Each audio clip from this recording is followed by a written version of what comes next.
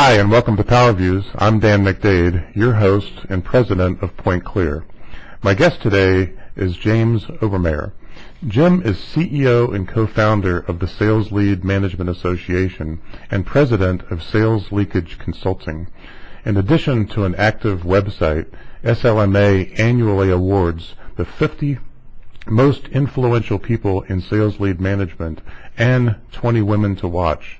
You can visit Sales Lead Management Association to see the list of winners over the last several years. Jim, welcome to PowerViews. Thank you very much, Dan. It's great to be here with you today. Well, thanks very much, and I think we've got a hot topic today, maybe even more recognized today than it's been in the past. I think the premise is that in the B2B environment, that sales doesn't do a great job of following up on leads. I think that's true with most companies, certainly with many companies, not necessarily all companies. But tell me if you don't mind.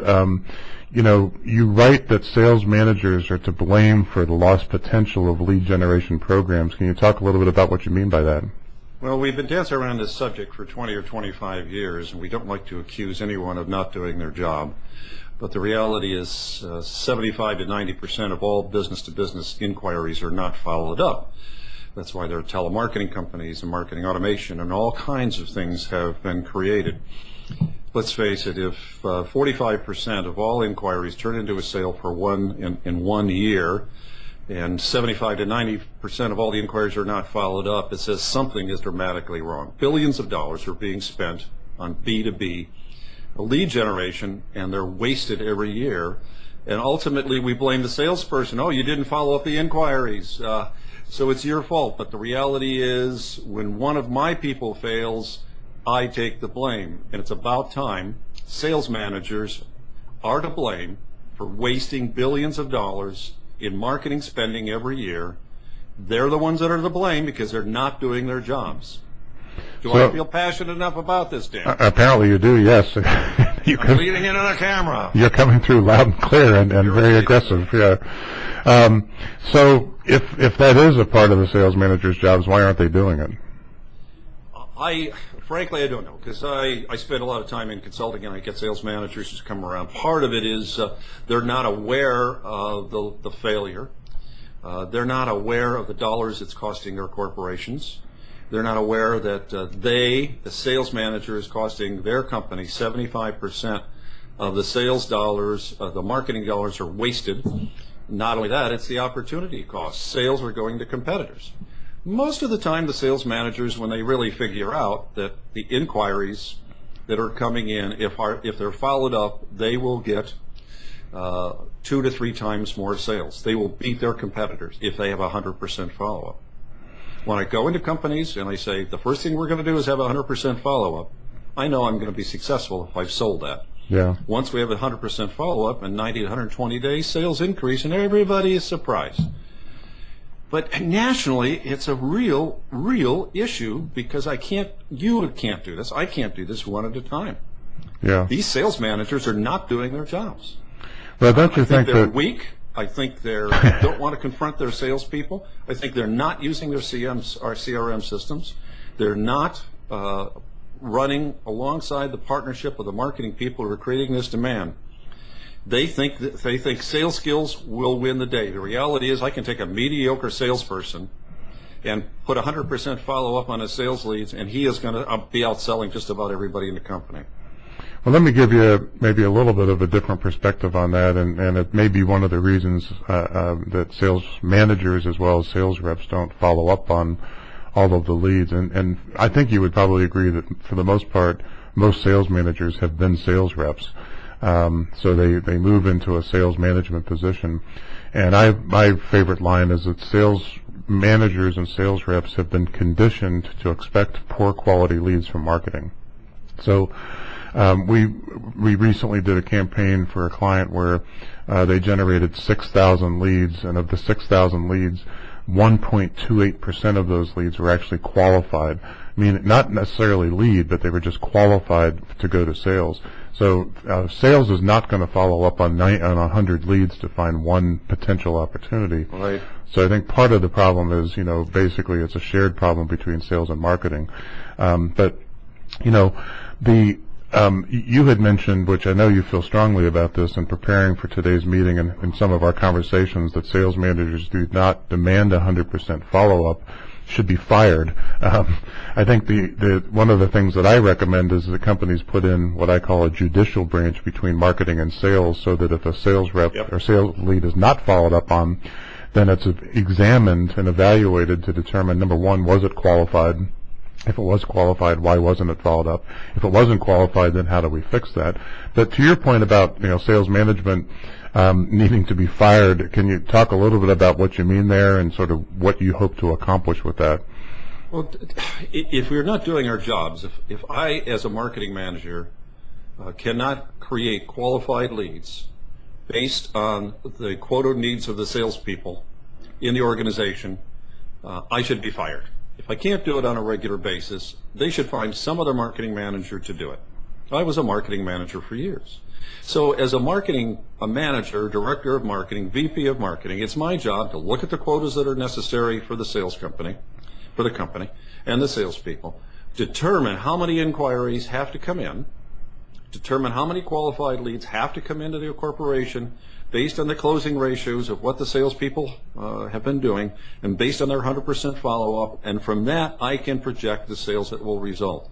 The sales manager has his or her job. They have to make sure that they have 100% follow-up. Now, if the circumstance you outlined is correct, the marketing people are not creating enough qualified leads, and that marketing manager also has to hit the gate and go someplace else where nobody counts this stuff. Yeah. So if the sales manager is going to do his or her job, if they're getting, I go to a lot of organizations where they're getting qualified leads, and the sales manager just lets the salespeople do what they feel like doing. Yeah, granted, you get aggravated if you get 10 leads in a row, 10 inquiries in a row. Salesforce calls everything a lead. If you get 10 inquiries in a row and they're bad, and then you forget about the 4 that you get in a row that are really good. Over time, as I proved to salespeople, over time, a good lead generation system will create the number of inquiries needed to make quota. Now, you're right, it's a shared responsibility, but I'm just concentrating on the sales managers. If the sales manager knows, if I give a salesperson 28 leads or 15 or 20 inquiries into each territory, I know half of those inquiries from a good marketing program are going to be qualified.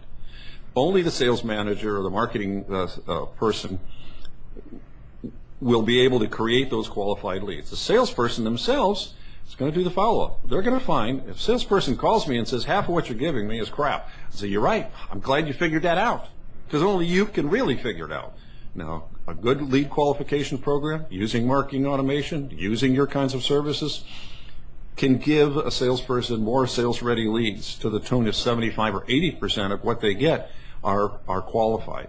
But for the average program, without your kinds of services, without marketing automation, it comes down to less than 50%. Yeah, and I think companies are lucky if they hit 50%. You'll get a kick out of this quote, Jim, because I'm using it on a blog. You'll see, but I really had to laugh when I saw this. The woman wrote this article, and she said that for the last 5 years, generating high-quality leads has been the #1 hardest thing for marketing people to do. And she goes on in that same sentence to say, despite their otherwise successful marketing efforts. It said, I think that's the crux of the problem is that, marketing folks are, generating activity for the most part. As a matter of fact, Lori Wisdo said in an article not too long ago that, in the biggest of companies, the sales reps get the fewest qualified leads because there are these marketing people out buying leads by the cost per lead as opposed to the quality of the lead. So, the biggest issue, I think, is the fact that, marketing isn't talking to sales and asking sales what they want or delivering what sales asks for. Sales isn't talking back to marketing and saying, hey, of the last 100 leads you just sent me, there was only 2 good ones. Those are the kind of things that I think need to be fixed. But what do you think about that? Well, you're right. You've called me out, and you're right. Marketing has to be able to create qualified leads. And a marketing manager who stands up and says, I can't do it, I don't believe it. I just don't believe it. I've been a marketing communications manager. I've been a marketing manager. I've been a director of marketing, a VP of marketing at small and large companies. I've been in charge of both of those, and for the 17 years, I've had sales leakage consulting. So I've done these interim roles for another 25 to 40 companies, someplace in there. And I've proven again and again and again, after those first books we wrote on managing sales leads, you do the research and you find about 45% of all the inquirers say they're going to buy something. That's just on average programs. It's not even making an effort to only give the salespeople qualified leads. So you're right. It's the marketing's responsibility to make that effort to qualify the inquiries coming in. Sales ultimately has to make sure that the follow-up is done, sales managers, and the salespeople have to be able to follow them up. If they do it, over time, mediocre salespeople turn into really good salespeople if you force the follow-up. But I'm just frustrated trying to convince salespeople you've got to do this. And ultimately, it hit me a couple of months ago. It's the sales manager's role. If they can't force it, they should be fired. Toss their sorry butts out.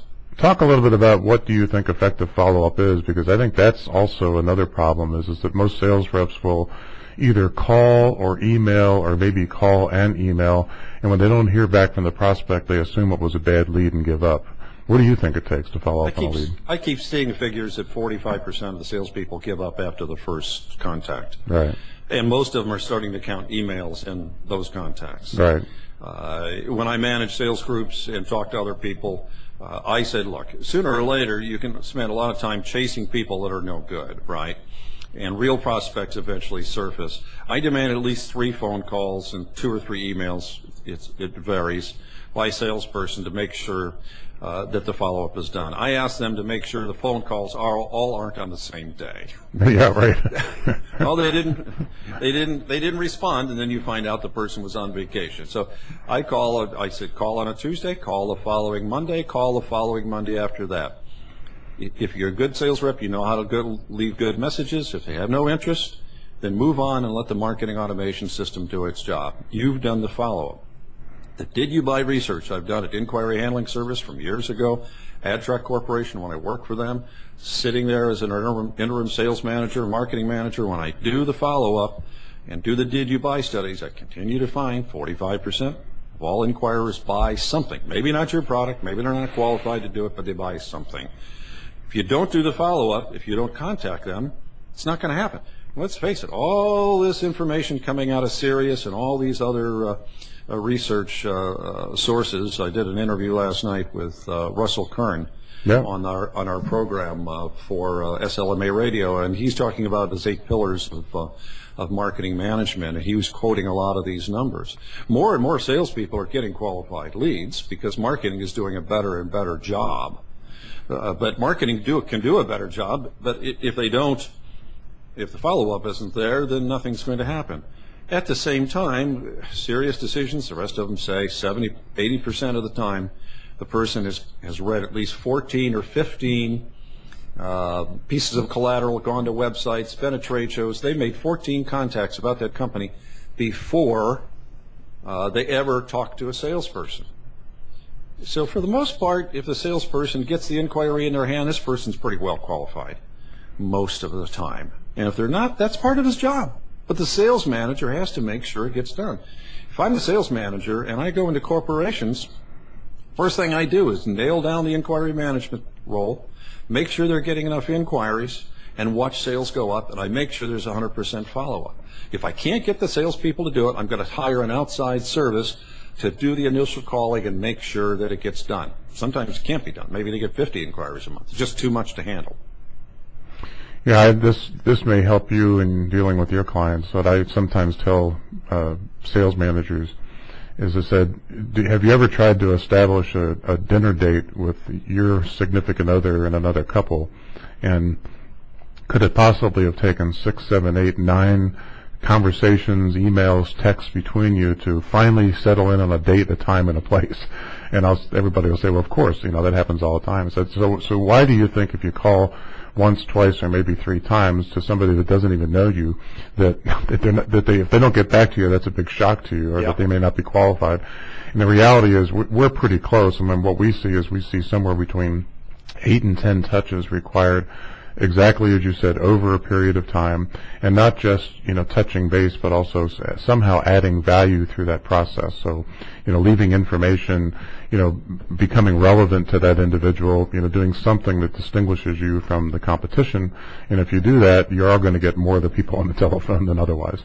Well, it certainly is a process. Everything in life is a process. As I worked for Vitech Corporation a year ago with their model-based systems engineering product, they proved to me that everything in life is a process. It starts from point A to goes to point B, C, and D. And inquiry management and demand generation is the same thing. Yeah. It's just that things are changing. I made a statement a week or so ago. I thought things in marketing, the whole process of marketing, had changed more in 5 years than it had in the past 80. Yeah. And Russell made the comment the other day, some research that he had done said that marketers believe that the marketing landscape, the tools and the processes have changed more in 2 years than it has in the last 50. Do you think so? Yeah, I agree.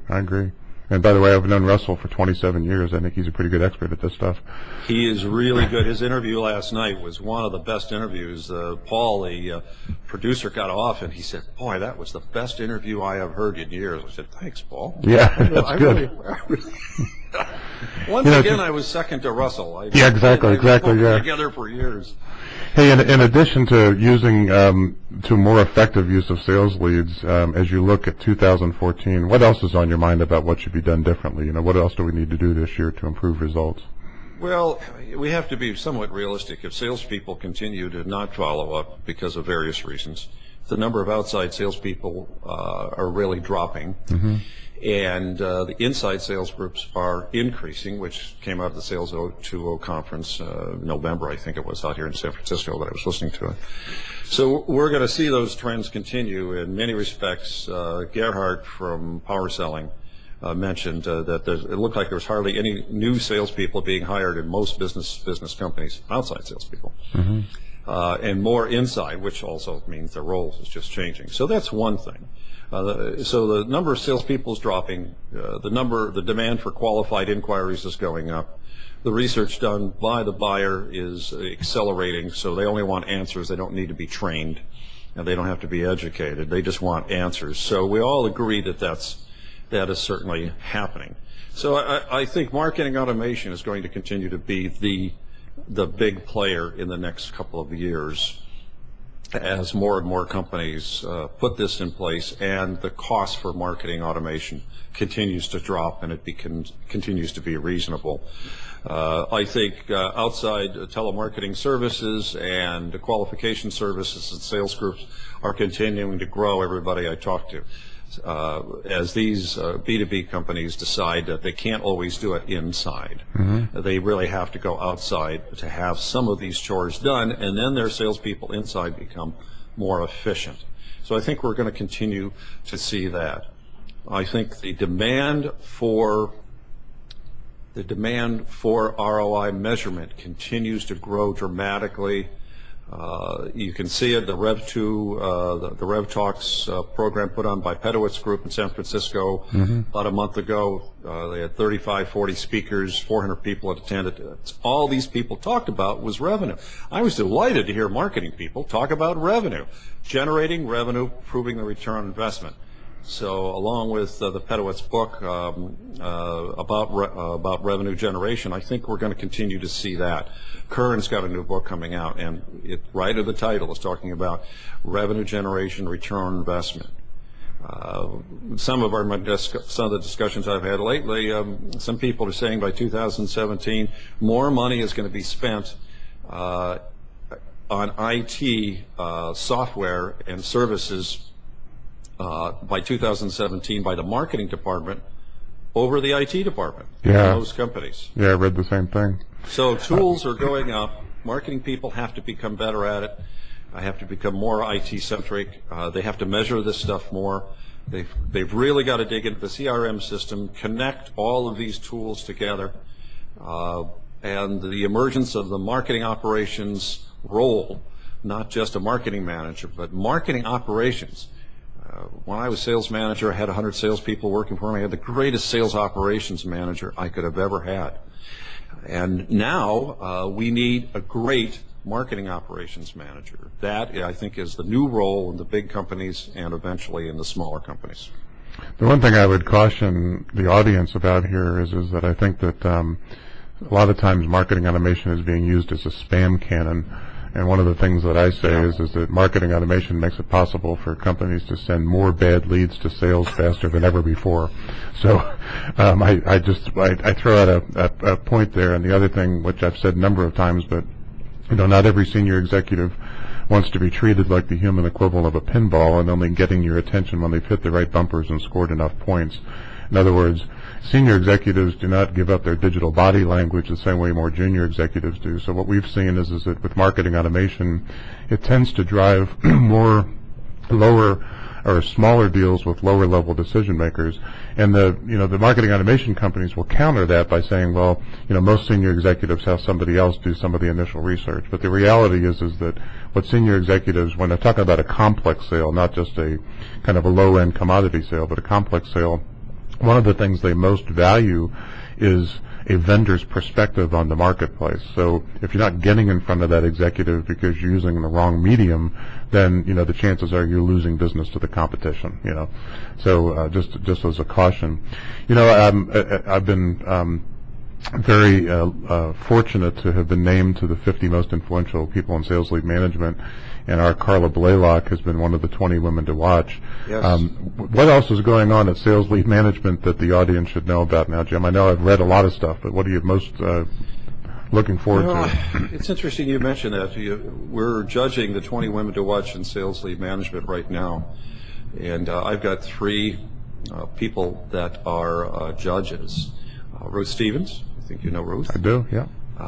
And I've got Victor at Baladar, and also Susan Fantel, direct marketing expert out of San Diego. So these people are judging this. And I went over the list and judged it myself last night, and I said, I'm glad I'm not making the final decision on this, because any ties are going to be made by someone else in the association. The number of applications this year that talk about revenue and what these people, marketing people, have created in revenue as 20 women to watch is astounding. 41, I wish I should have just said 41 people to watch and given up, because I got down to 25 and I said I can't get lower than 25. So I hope these 3, I hope Susan, Ruth, and Victor can go ahead and make some decisions. Aside from that, we're launching April 3rd our own SLMA Live radio channel, which you know a little bit about, but we would like to provide continuous programming in marketing. We're starting on Thursdays from 10 a.m. to 2 p.m. for marketers and salespeople, a continuous stream of marketing and sales topics and programs brought to the audience by different people. So anybody could click on SLMA Live and listen to different marketers. And the first 2 people that signed up were Lead Space and Continuum with Jeannie Hopkins, former CMO over at HubSpot. HubSpot, yeah, she's great. And Steve Gershik, used to be at Eloqua, what have you. They have both signed up, and I've got on my board another 12 companies that want information, and we've got 8 slots. So we're going to provide 4 continuous hours of programming. Then we're going to move to Wednesdays and then move to Tuesdays. Okay. So that is what's new. We're going to be able to provide that radio stream out there from these companies, and I think it's going to be very, very interesting. Even on our own program, SLMA Radio, we've had 172 programs so far, I think, in 3.5 years. In those 172 programs, we've interviewed 275, 78, someplace in there, CMOs and CEOs. We've had about 14,000 downloads a year, and it's going up dramatically month by month, which equals about 40,000 hours of programming that have been streamed out into corporations and people that want to listen to people that are experts. So that's new this year. Tell the audience, number one, how to get to SLMA, and then how to contact you if they have some questions or they want to connect. The easiest way is to www.theslma.com. That will take you over there. They can always call me at 714-637-6989, and it's Jay Obermayer at Sales Lead Management Association.com. That's salesleadmgmtassn.com. Or they can just go to your blog and look up one of my rants. That's right.